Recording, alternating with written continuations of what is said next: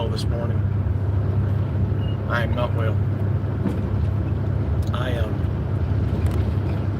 didn't post a video yesterday, mainly because I'm pretty screwed up. I am traumatized.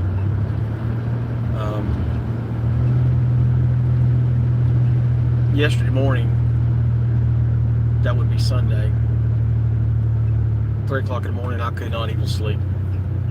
I was so, all I kept replaying in my head was cops coming in the back door shooting and killing me. Now that sounds funny to anybody else out there, but when you're me, that's a real possibility. See, I never was an activist. I didn't care. I loved my country. I didn't care about. I always knew that cops were bad. They're a necessary evil, which is unnecessary, I think. They're an unnecessary evil. So I never was political. I never was out raising Bush flags or Clinton flags. I didn't care about any of that. I didn't care about, I didn't even know my constitutional rights. I did not know what a felony was when I was 18 years old and got charged with felonies. I had no idea what that meant. I didn't know what it was like when somebody says you're going to lose your gun rights. I didn't know what that statement meant. I didn't know what the statement means, DUI. I didn't know what DUI meant. No idea. I learned that real quick at 16 years old. I didn't understand.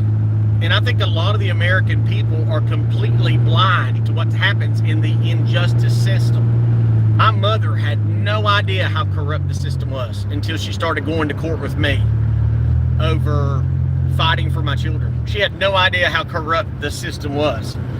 And it's literally the justice, the injustice system is just like a spider web. If you're on the outside of the tree and you're bouncing on that limb, that spider knows it because that web is moving and bouncing and moving and bouncing. It's vibrating. That web knows you're there. And if you just so happen to go on the outskirts of that spider web, you're going to get stuck. And when you get stuck, all the little spiders are going to come out and grab you. And it takes years to get out of it. I am so embarrassed. I'm embarrassed. I mean, any other time I would be proud that law enforcement messed with me, but I'm embarrassed. I got a grandson now. I don't have time and I don't have the money to be going into freaking court. And that's the whole point. I don't know if you guys remember, but a couple weeks ago, I said, listen, I didn't get my lawsuit filed in time. The statute of limitations ran out on me. And then 2 weeks later, that crap happened to me in my driveway. I want to show you guys something. Look at this. Fema camps. Hickory, North Carolina, Hickory Regional Airport. Look at all those campers and trailers. This is in front of the Crawdad Stadium in Hickory, North Carolina. Look at all campers and trailers. Look at that. Why are they here? Why are they here and not out helping people? That's my question. Why aren't they setting them up there in the mountains where they're needed? You want me to tell you why? Why I think? Let's do this again. You want me to tell you why I think? I think that these right here are going to be used for the new mining camps, the new mining teams that are going to come in and start mining. Look at that. I think those are going to be used for the miners. They've opened up 3 or 4 of these FEMA camps in the mountains of North Carolina. 3 or 4 at last count. And they say, look, they're still bringing them in. Still bringing in campers. And at last count, they on the property there at the FEMA camp, they said it's for the miners. They said it's for the miners. It's for the miners. Why do the miners need help? And in the same video that I shared it last week, in that same video, they saw the trucks coming in, and the trucks that are coming into the FEMA camps are mining vehicles. They're mining tankers for mining. So in other words, a lot of these vehicles, they'll hold water, and they'll use that water to do hydro mining, where they blast the water. If you ever remember the movie Pale Rider, when Clint Eastwood was rolling through there with the pretty chick on the horse, they were riding through, and they were looking at the strip mining where they were just blasting the side of the rock, washing all the gold down, and then they catch it in the sluice boxes and run it out. I don't know if that's the same process for lithium and quartz mining. I'd say it's probably the exact same process for quartz mining. That's what they're doing. Anyway, let's get back to where we're at. I had an appointment this morning with Captain Harden, and I'm just so I didn't realize how screwed up I am right now. I can, in the name of Jesus, I'm going to be healed, but my knee is garbage. My knee's garbage now. Garbage. I was saying it on my I took my GoPro with me to the police department to record, and I had it on fast forward mode, time lapse, I guess. I don't know. Been years since I used my GoPro because they get hacked. But I go up there to file my information and didn't have the right paperwork. I had it all organized perfectly, and I wake up this morning, it's all disheveled. And I think I might have gave the DA in Catawba County the wrong information too. I had 2 subpoenas for them, and I think I only gave one. I gave a packet of it that the clerk of court gave me, and I think the clerk of court, instead of doing it 3 separate pieces of paper on each paper clip, she did the same paperwork on each paper clip. So I'm about to do everything over again. What a mess. Anyway, so I didn't get anything done. He gave me the paperwork to file a complaint. I asked him if he watched the body camera footage. He said no. I asked if he's in charge of that. He said maybe. But yeah, I'm Mason's. Mason's upset. Mason's really hurt. He wanted to show me the video last night of me getting slammed, and I can't watch it. It's that traumatizing. I can't watch the video. And I understand. I talk a big game and a bad game because I'm pretty tough. When you're handcuffed and you got 2 cops with the not only ability but desire to hurt you, they're gonna do it, and you're not gonna stop them. But Mason's like, dude, that guy, he slammed you against the truck, and then once he got you on the ground, he stomped on you. I said, what? He said, yeah, he stomped you. He kicked you. I said, oh, that's nice to know. That I'm explaining bruises on my body. Now I know where they come from. And I don't bruise easy. So when I've got a bruise, it's bad. I probably should have took a picture though. It's usually the second day where it's really the worst, but I didn't even get the picture the second day. Like I said, guys, this really messed me up. So I can't even sleep in my house now. I can't even sleep in my house because I'm scared they're just going to kick the back door in and take aim.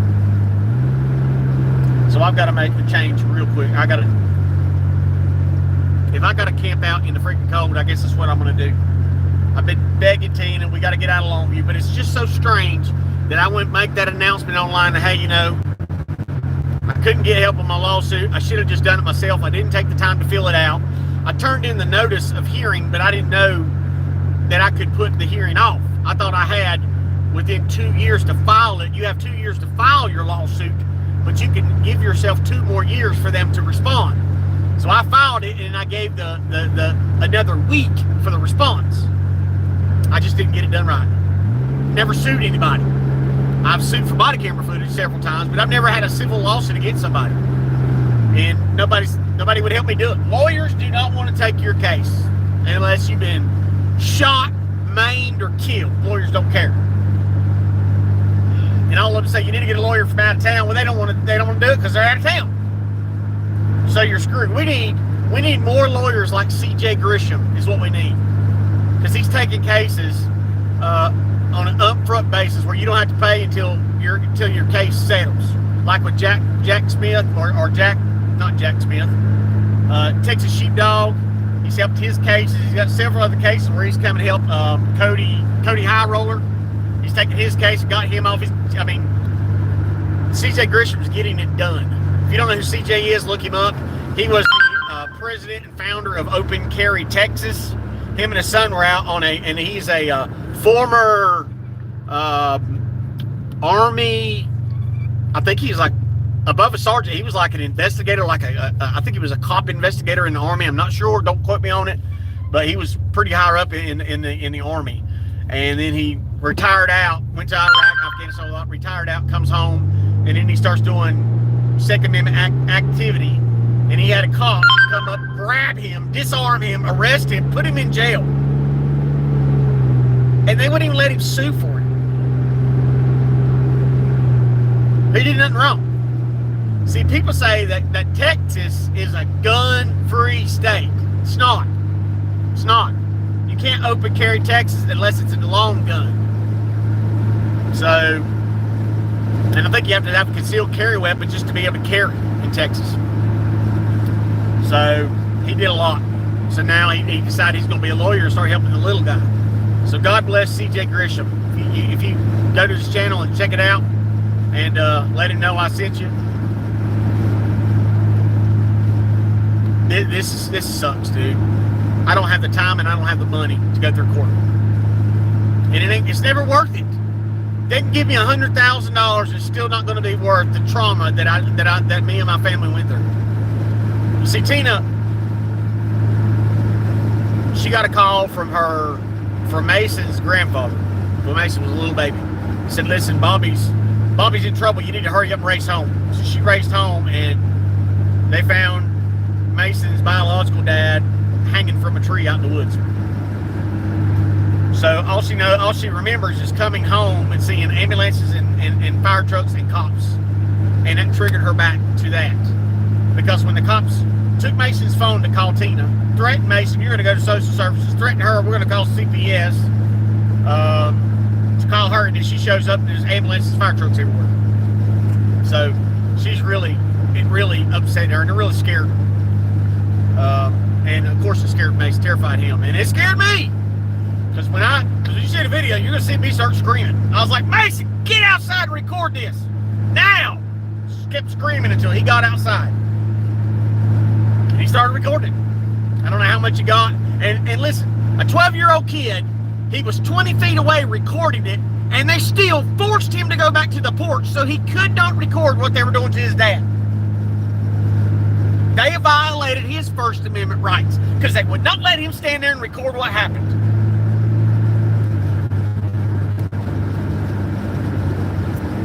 Job. It is not interference to be standing 10 feet away and record. It's not. And if you can't keep your mind on what you're doing because there's somebody filming you, you shouldn't have the job. There's no situational awareness at all. Instead, I'm going to clear everybody out of the zone so nobody can get to me. No, you need to be paying attention. And if you're that scared, quit. And one thing you don't do, because I did not know this, because when you're handcuffed, when I was in the moment, I had tunnel vision. Because I couldn't really see anything going on around me. All I saw was, it's just like in movies where the red lights start flashing. Well, with blue lights are going, that triggers my PTSD. Well, when I'm in panic mode, I've got tunnel vision, so all I can see is right in front of me, and it's like me, all I see is that red light flashing. So I didn't know what was going on. And then Mason's like, oh yeah, that cop that hit you, he's a little short mini guy. I said, really? He's like, yeah. He said, I was as tall as he was. I said, really? That explains why he was so freaking hateful. That's why he was so goddamn tough. Pushing on me, slamming me. Yeah. But I got to talk to my lawyer and see what she wants to do. So I'm not going to release the body cam, the Mason's recording and I consult with her. She's going to tell me to shut up, and I probably will. But I'm not going to admit to a crime. I did not resist. Didn't resist. I used my First Amendment right to scream for help. That's what I did. I screamed for help. Because when a police chief says you're extremely violent and extremely dangerous, that's scary.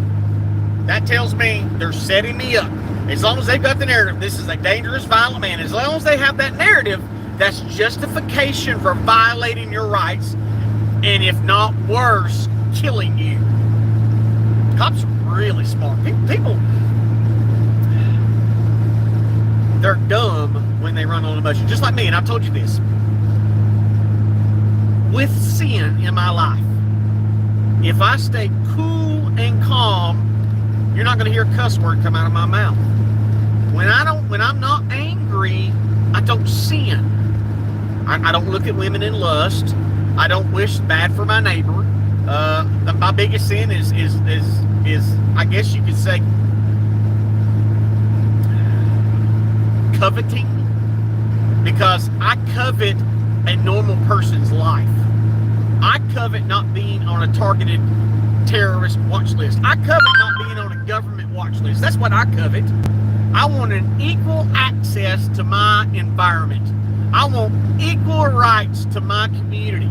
I want to be treated like every other God-fearing American citizen, but I'm not. I'm followed, stalked, harassed, arrested, ticketed. How does a cop, how does a police agency trespass you from private property when that private property owner who lives in New York never wanted you trespassed? But you call them up out of the blue and tell them you must trespass him. He's dangerous. People and people who support law enforcement, they say, well, if the property owner said that they want you trespassed, then I agree. Well, okay, great. But you don't understand the amount of coercion that goes into that. It's just like when people at restaurants I've seen where they tell cops, hey, I don't want you running speed traps in my parking lot. I don't want you to sit in my parking lot running radar. Well, if you're going to be like that, we just won't patrol your business, and then when you get in trouble, we just won't show up. I've heard cops say that many, many times.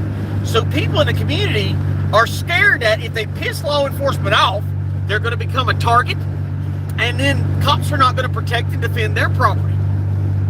Well, it's true. I've become a target, and they've never protected and defended my property. Had a dude pull a machete on me? You think that cop did any investigation whatsoever? Nope. Didn't care. So it is what it is. I see YouTube has locked me down again. So yeah, I'm hurt. I'm hurting bad. And now I went and got in the wrong lane. Doggone it. So anybody gonna talk? I guess I'll jump off here. You guys have a good day. Feel free to express your First Amendment right to complain. Give Captain Hardin of the Longview Police Department, give him kudos for always being polite, for always being professional. He's personable, but he doesn't get personal. I know that every time I contact him, he's going to treat me with respect. He doesn't talk bad about his other officers. He don't cross that line, that blue line, which I expect that. You got to be diplomatic. See, and I understand the flip side of that blue line that a lot of people don't understand. If you cross the line and you start telling on other officers, maybe they'll be a little slower to responding to backup. Maybe they'll be a little slower to backing you up. Maybe they'll start working against you to put you out, because we see it time and time again in law enforcement where if a cop speaks out, they will be fired. They will be removed, and they will have a sticker on their freaking jacket that says problem officer. If you don't tote that blue line, you're in trouble. So my question is, why would you work for that organization knowing that's all it takes? I will help a perfect stranger. But these guys work together, and if you speak out, then you're a pariah of the department. It's just like government. When we got politicians in the same job for some years, like Joe Biden, of course they're going to be corrupt. Of course. So law enforcement needs to be just like Mark Twain says about politicians. Politicians are like diapers. They need to be changed often for the same reason.